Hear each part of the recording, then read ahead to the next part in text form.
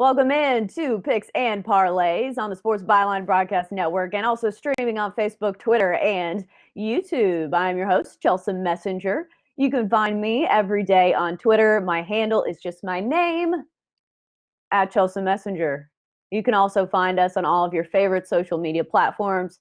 If you search Picks and Parlays, we're really easy to find. If you want to give us a shout, drop us a line, complain about our picks, whatever you want to do. We've got a great show lined up for you guys today. We're starting off with March Madness. Everything you need to know about betting the NCAA tournament, who to pick, what patterns to follow, what to look for when deciding your bracket, and your plays when it comes to the tournament. College basketball, really fun this year. There's a lot of teams kind of in the mix for that top seed overall. Over the weekend, a lot of big upsets. 3 of the top 4 projected number 1 seeds all falling. Gonzaga, Baylor, San Diego State all losing. So it's really shaping up to be an interesting stretch down the pipe. Even though I will say Baylor lost to Kansas, which is a number 1 seed in their own right. We're also talking NBA with Tony T. More than halfway done with the NBA season. Who are the teams that we can trust when it comes to betting and betting against the spread? And we're talking some totals as well. Some of these totals are climbing into outrageous numbers. Like 240, it seems really high, but some of these teams are scoring a lot of points. Like one of the games we're covering today, Bucks and Wizards. The total's 240.5. But guess what? The last time they met, the score was 151 to 131. Yeah, if you do math, yeah, that's a really high total. So we've got a lot to get to. A lot of basketball. Gonna be fun. We're back after the break talking NCAA March Madness betting tips on Picks and Parlays. Stick with us.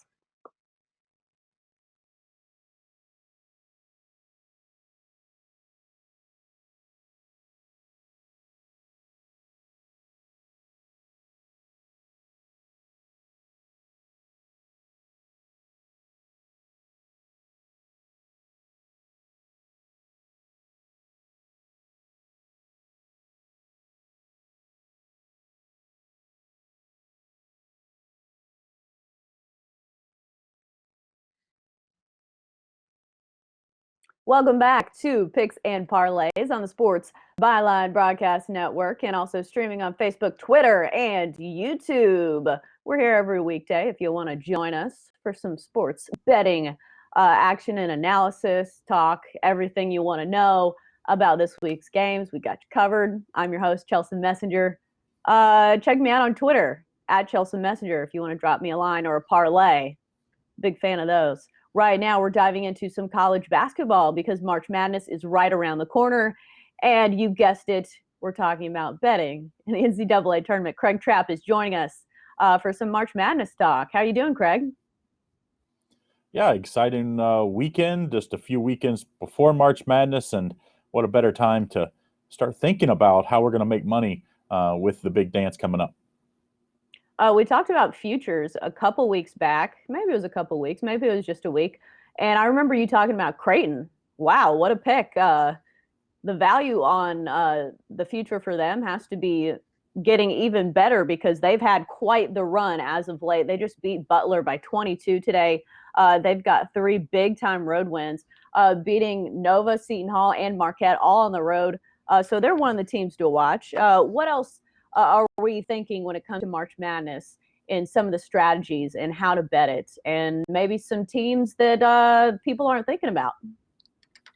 Well, first of all, I always say the NCAA bracket process is unbelievable. We all get excited about it. Everybody fills out the brackets, and that is fun to do.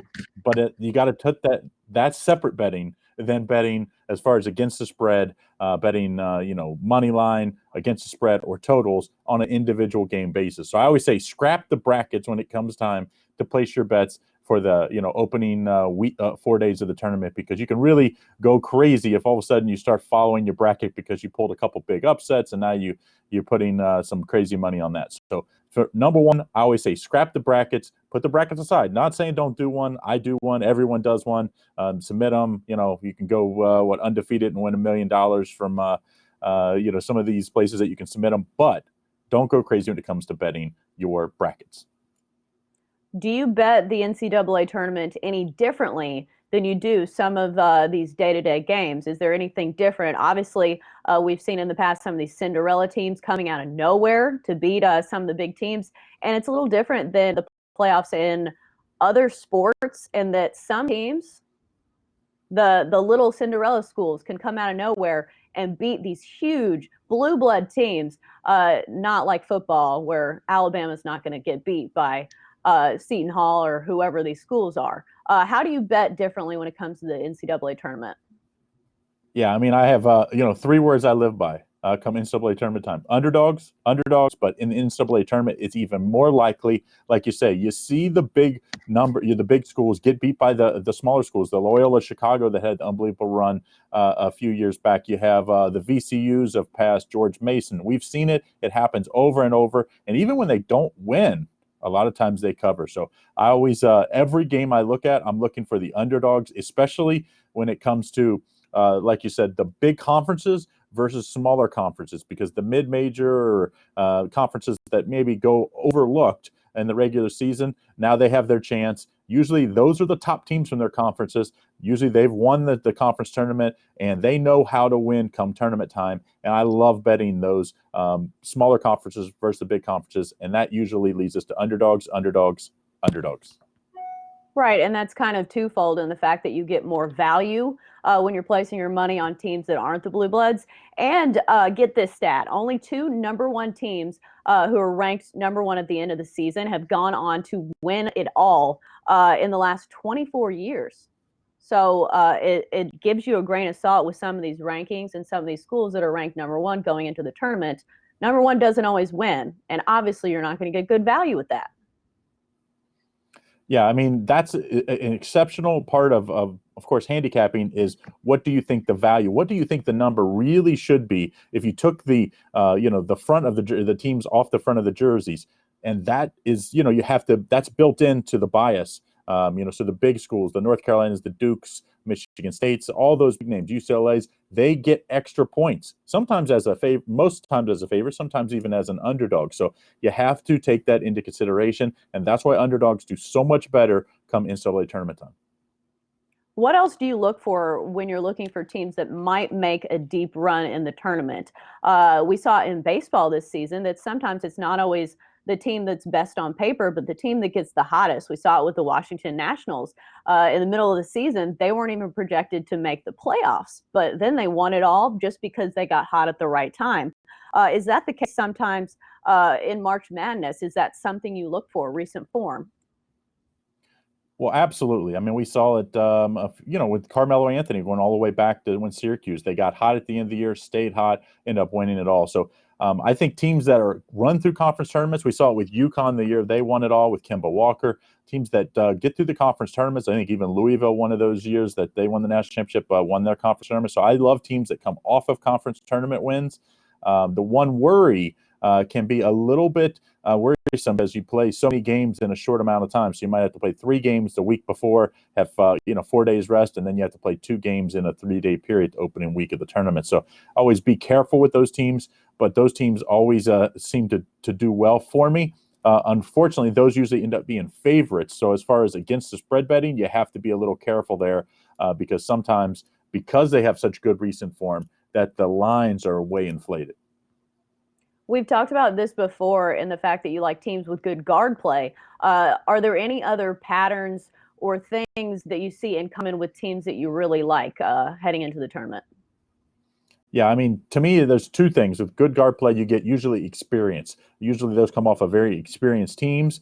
And then I love experienced coaches.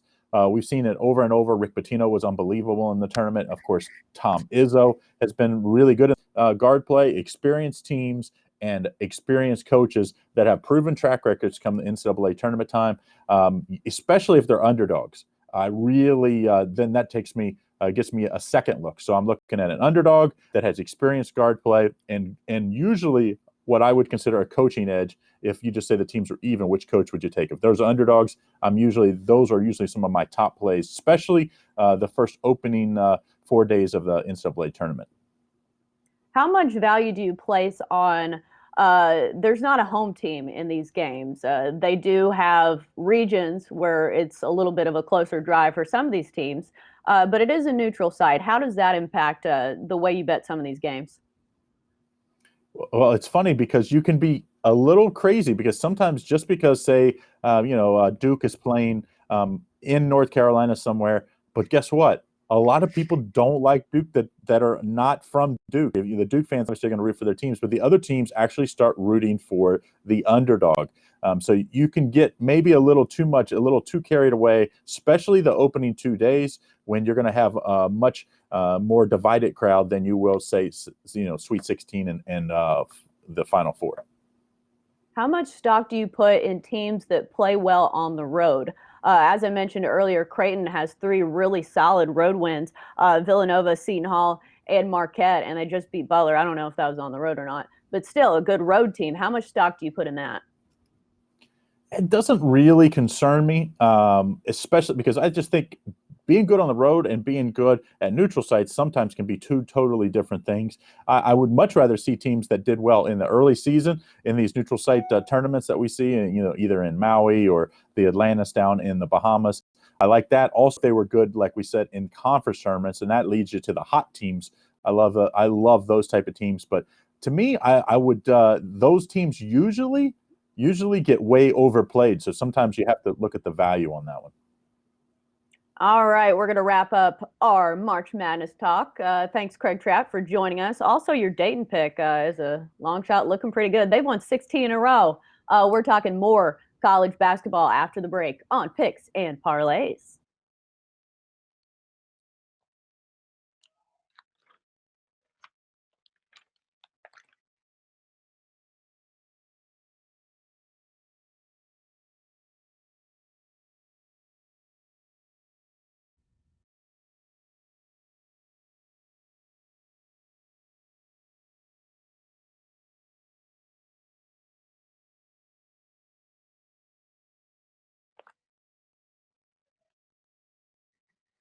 Welcome back to Picks and Parlays on the Sports Byline Broadcast Network, also streaming on Facebook, Twitter, and YouTube. I'm your host, Chelsa Messinger. You can find me on Twitter at Chelsa Messinger if you want to drop me a line, a pick, or a parlay. I'm open to all of those. Right now, we're jumping back into even more college basketball because it is that time of year. We've got Sean Higgs joining us to talk some of these daily games, not just the tournament, because there is basketball going on right now. You don't have to just do a bracket and jump in when it's March. You can do stuff now. How you doing, Sean? How are your plays going? Not too bad, not too bad. And yes, March 3rd, conference tournament start up. So the madness is just a week and a half away, right around the corner. Conference tournaments, March 3rd. We got 3 of them starting up. It's crazy. February flies by. I feel like January just creeps, and then February, obviously it's a shorter month. I know, but we got an extra day this year. Do we have a leap year? Is it the 29th? Yeah, I think there's a 29th. Yeah. I haven't even looked. I just like, it's just nothing going on in February. So let's just move on to March Madness, and then we got baseball, and then you got preseason football. Then it's August. It's Christmas time. Yeah. Again, the Christmas tree ready, and the new sweet little baby girl's gonna have a nice little Santa outfit on. It'll be fun. Wow, we've got a synopsis of the entire year in 10 seconds. I'm ready for 2021. It's right around the corner. You're gonna blink. It's gonna be. We just started 2020. I block it off in pairs. So to me, it's really like mid-August right now. Right now, I'm getting ready for a new school year with my kids. All right, we've got to reel you back in because we've got to talk a little college hoops. Let's start in the ACC with Louisville, Florida State. Florida State home favorites in this one, -2.5. Total is 141. Louisville 23-5 on the season, 14-13-1 against the spread with wins over North Carolina and Syracuse. But before that, they lost to some bad teams, Clemson and Georgia Tech. So who do we like in this one, or what is the play? Well, Florida State's going for the sweep here. They beat them 50. 78-65 in Louisville. Yep. And that's what happens. You shoot 55%, and the home team shoots 38%. You're going to win a lot of games.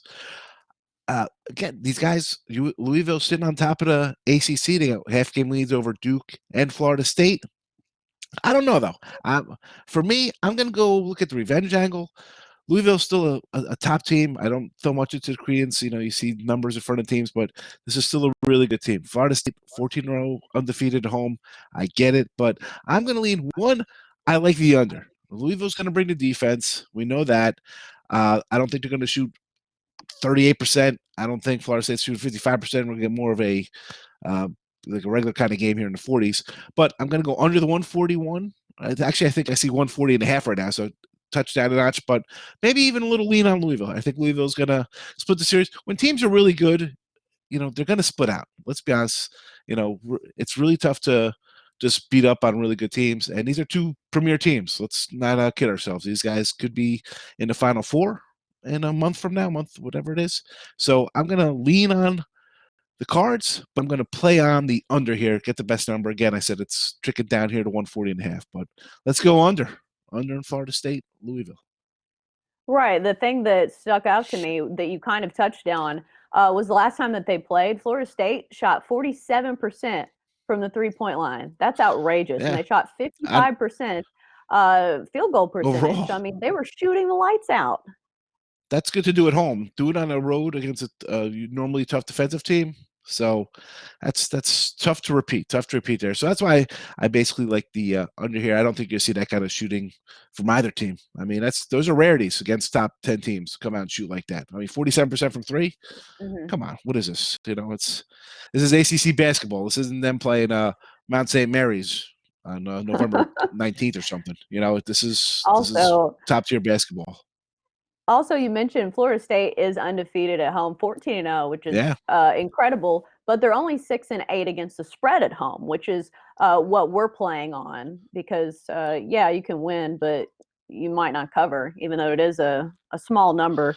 It is a small number, and you look into those things. So, you look at the spreads, people. Look at some of these numbers. I mean, a lot of times they might be laying big double digits to teams, so you got to take those with a grain of salt. You got to see kind of how the numbers play into that. Like at a 2.5, if you like Florida State here, I'd say bet the money line because everyone thinks it's gonna be a close game. It could be a bucket game. So at 2.5, if you want Florida State, I'd say money line. But I'm dogging it up here. Let's go.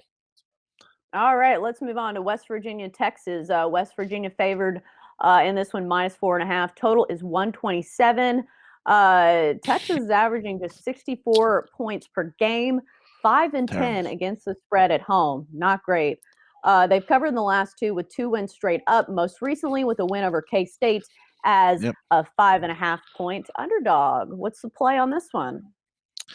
Yeah, 2 straight wins, K-State and TCU. They finally scored some points, putting up 70 in both of those games.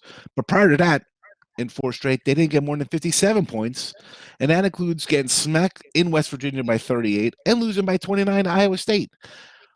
Obviously, some problems here. I think Shaka for Texas, Shaka Smart. I don't know if he's going to make it through next year. This is it. I think he's going to be out. I think Texas will probably make a change.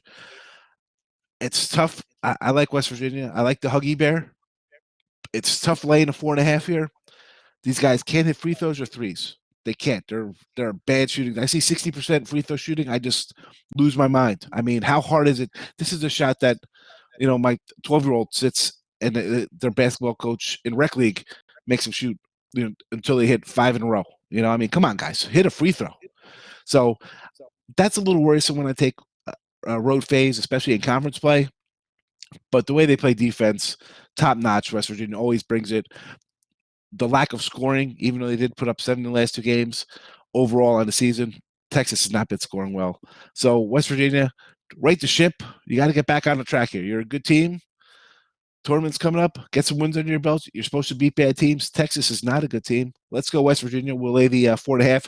Total-wise, I don't know. I kind of like the under, but 125 is a low one. I don't think it's going to be that's really close to the number. I'll stay away from that, but definitely West Virginia 4.5 here for me.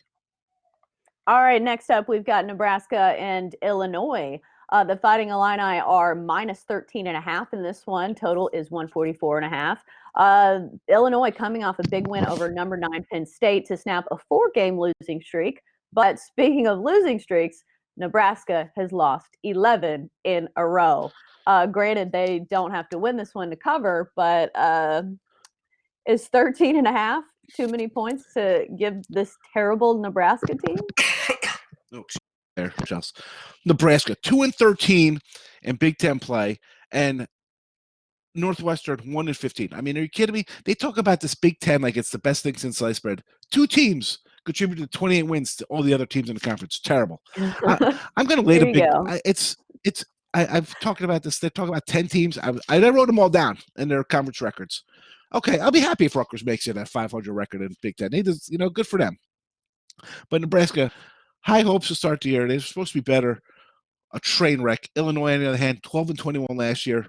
They're going to flip that record. They're 17-9 right now. I'm going to lay it. I'm going to lay the big number. It's not like they have a big game on deck.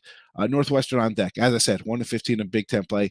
That's a game we might want to look to fade next game up because they got Indiana in a revenge spot. Here, take care of business. You're healthy. You're playing well. Remember, these guys ran off 7 straight in Big Ten play in January. So they're capable. When they're on. They're as good as anybody in the country. So I think with everybody back here, 2 bad teams coming in, take care of business. Lay the big number here. Illini, let's go. All right, and finally, we've got Oklahoma State and Kansas. Kansas big favorites in this one, minus 15. Some big spreads they've covered against Iowa State, Oklahoma State, and Texas, all double-digit spreads that they covered, but they are coming off that big win over Baylor, number 1 team in the country. So the opposite of a look ahead, I guess a letdown spot, and maybe that's a factor here. And again, it's like, is it a square play saying it's a letdown spot? I mean, you're just in a 64-61 battle with Baylor. You got your revenge for a bad home loss. Now you're tied at the top. I mean, Oklahoma State's not a good team, but I don't know if I can lay the 15 here. I think this is a game where they're just kind of go through the motions a little bit. Again, it's a cheesy thing to say letdown spot. And you're like, well, they want to come out and win. They could still win this game by 12 or 13 points. Doesn't mean they're going to cover a double-digit win. I think Oklahoma State's going to want to show up. They're having a bad year. Why not come in and try to play the number 1 team in the country pretty tough? I'll take the 15 with the dog here. I think it'll only go up to. I think people probably take Kansas. They love Kansas. They see the big number 1 in front of them. That'll be when the new rankings come out. So I'm going to dog it up here. Kind of a square play in betting circles when you have the whole letdown and you just played a good team, but. That's the way I'm looking at it. I mean, come on. Where's the emotion after that game? That's a huge win. Nowhere to go but down after that. So I'll reluctantly taking a 15 here with the dog. But again, it's gonna be a TV game. You're playing against a top team. Play up a little bit. You're having a terrible year. You never know. We saw San Diego State got knocked off at home. We saw Gonzaga lose. We see Duke lose. Teams lose sometimes. You never know what's gonna happen. It's been a wild year. Like Craig hit it on the head. It's been a crazy year. And it's only going to get wilder as March approaches. So let's dog it up here, plus 15. Right. And plus, what does Kansas even have to prove? I mean, they need to win it, but they've almost wrapped up a number 1 seed by beating Baylor. So I'm not sure what they have to prove here. I guess we're running out of time. Sean Higgs, thanks for joining us. Always good stuff when it comes to college basketball. When we get back from the break on Picks and Parlays, we're talking NBA on Picks and Parlays. Stick with us.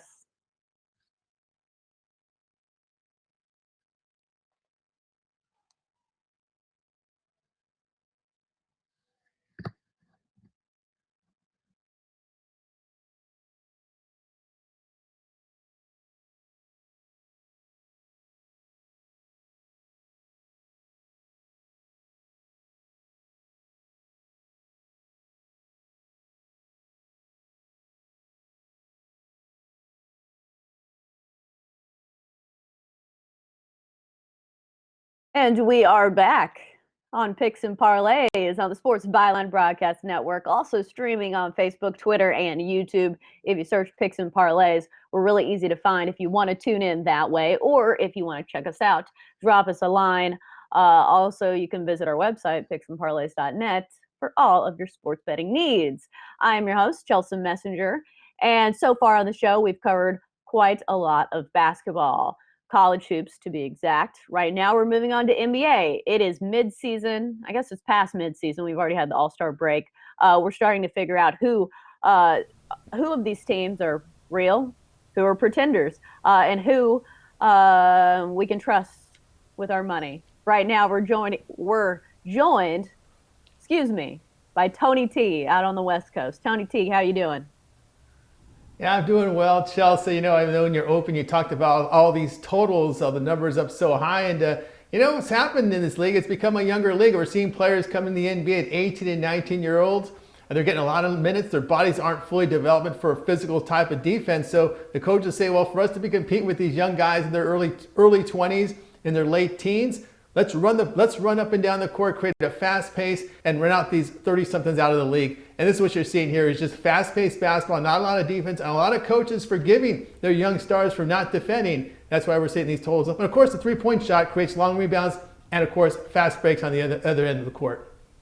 Right. It's a completely different brand of basketball than it used to be. We're seeing not only a lot more threes, but a lot of almost half-court threes. Guys are taking threes. It's just heat checks all over the place. And as you mentioned, these totals are looking outrageous, but just when they look outrageous, they hit the over.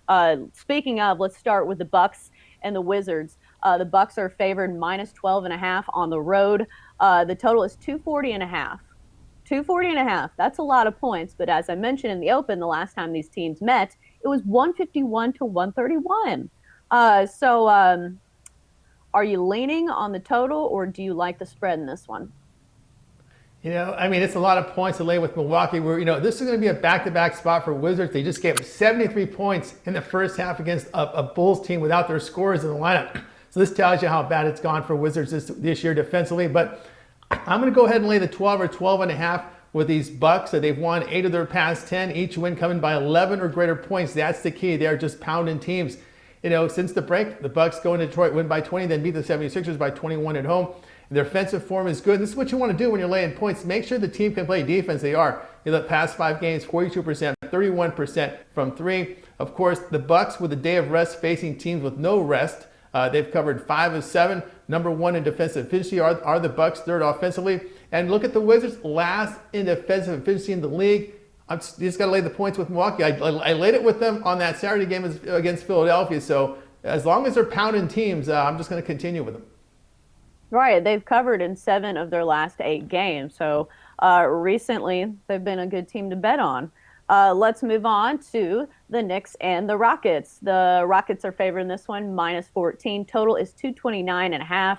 As we've mentioned on the show plenty of times, the Rockets have really embraced small ball. They don't have a starting player that's over 6'7" or 6'6". James Harden's been doing a lot of the jump balls.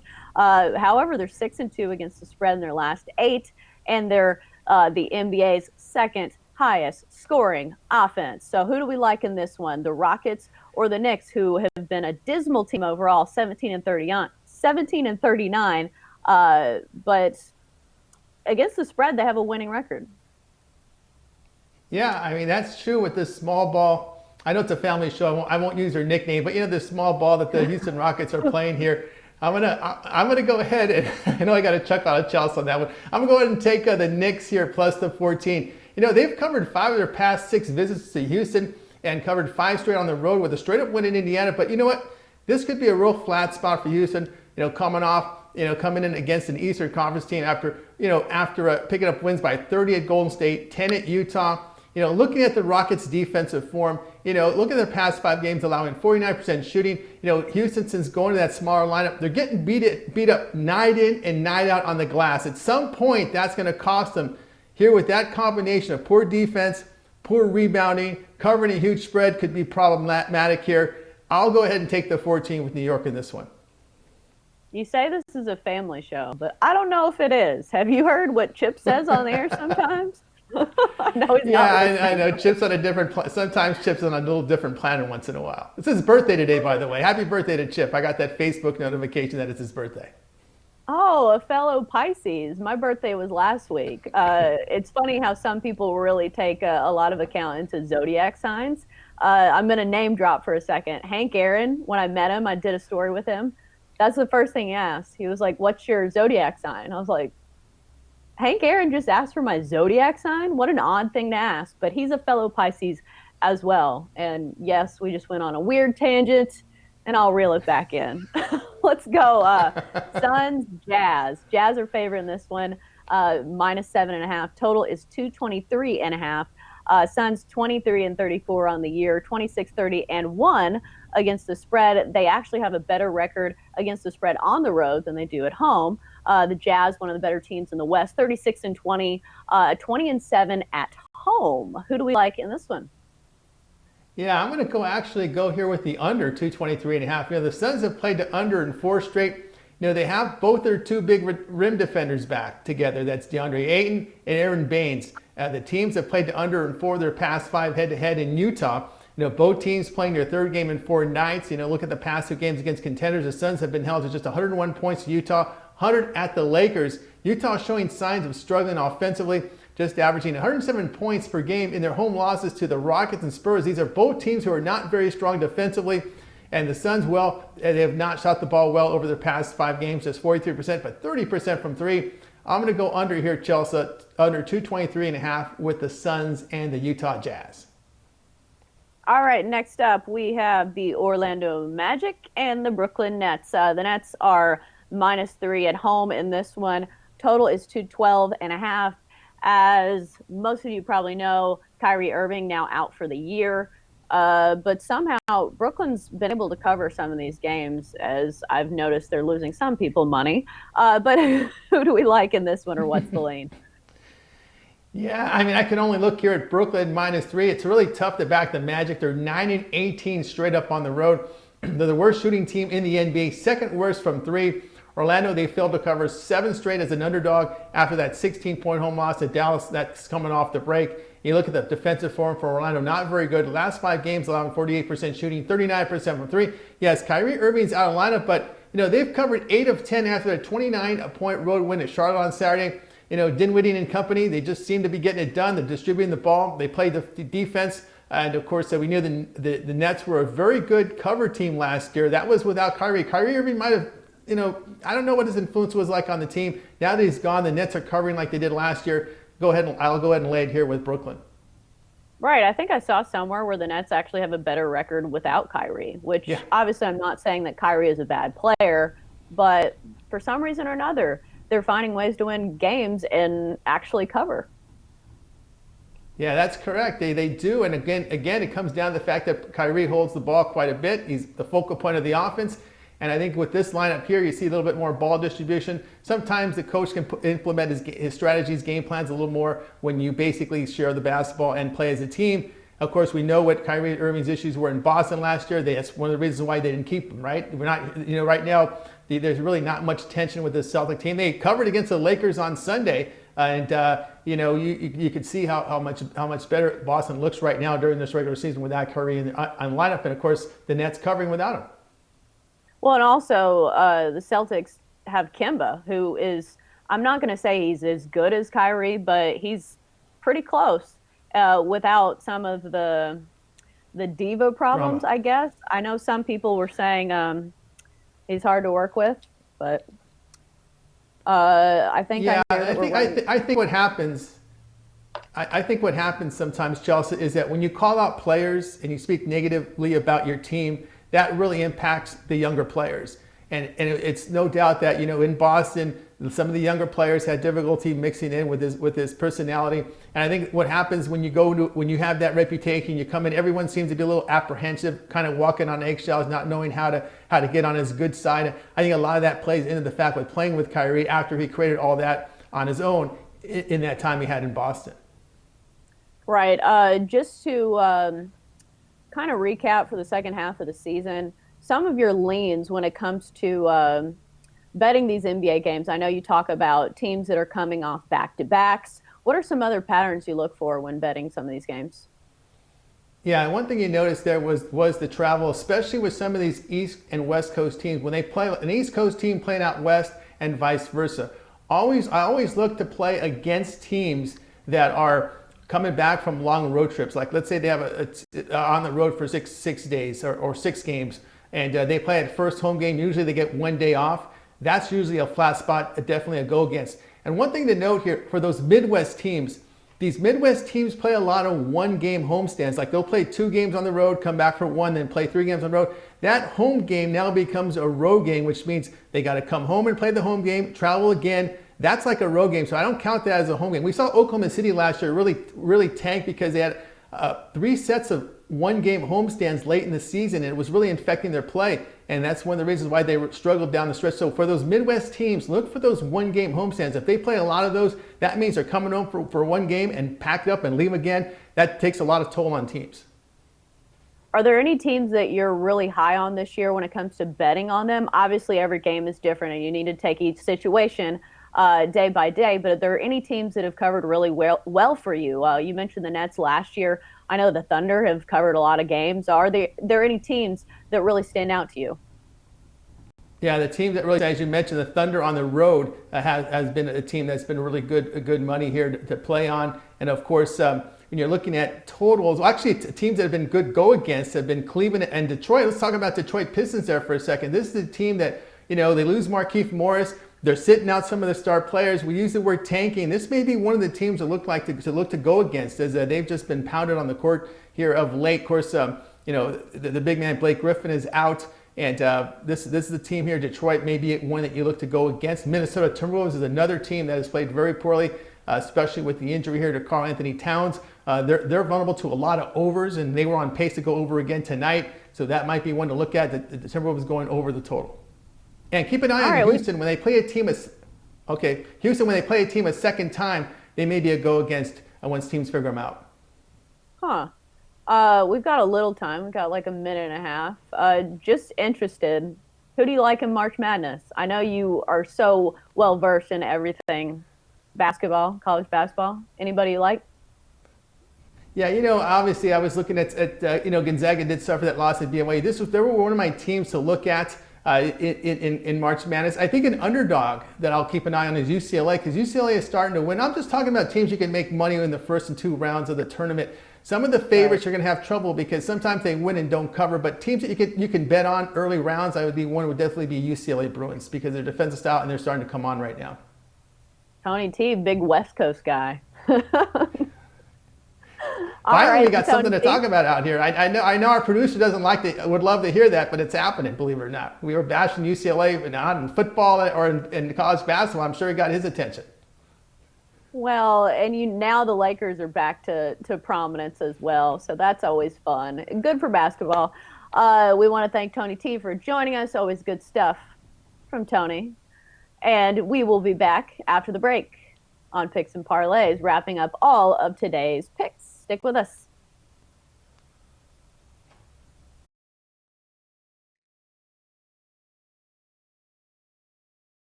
Picks and Parlays on the Sports Byline Broadcast Network, also streaming on Facebook, Twitter, and YouTube. I'm your host, Chelsa Messinger. You can find me every day on Twitter. If you want to search me, you can search my name, or you can just type in my name for my handle. It's Chelsa Messinger. Also, check us out on all of your favorite social media platforms. Picks and Parlays, really easy to find. Right now, we're going to run down all of our picks from the day in case you weren't listening, or in case you just need a little refresher. Starting off with some tips for betting March Madness from Craig Trapp. First of all, don't put too much stock in your bracket. Don't let your bracket picks cloud your judgment when it comes to game-by-game betting. Second of all, underdogs. Not only can you get a lot of value, but sometimes they actually win. Totals, be careful. It's a little different when you bet the tournament. And also check out the coaching and the experienced teams when it comes to the tournament. It does matter. And also momentum, the hot teams, the teams that are getting hot at the right time. And also, we've mentioned this is the most wide open year we've seen, and Creighton is our long shot play, or Craig's long shot play. Moving on to our daily basketball picks from Sean Higgs. He likes Louisville, Florida State. He likes the under in that one. West Virginia, Texas taking the under, and West Virginia at -4.5. Nebraska, Illinois, taking the Fighting Illini at -13.5. Oklahoma State, Kansas taking Oklahoma State to cover +15. And finally, NBA picks. Bucks Wizards take the Bucks -12. Magic Nets take the Nets -3. And Knicks Rockets take the Knicks +14. Suns at Jazz take the under 223.5 is the play on that one. It's been a great show. You can join us every weekday for all of your sports betting needs. Also check out our website, picksandparlays.net, for even more. And that's going to wrap it up for our show. Thanks for joining us. That's Picks and Parlays. Until next time. See you guys later.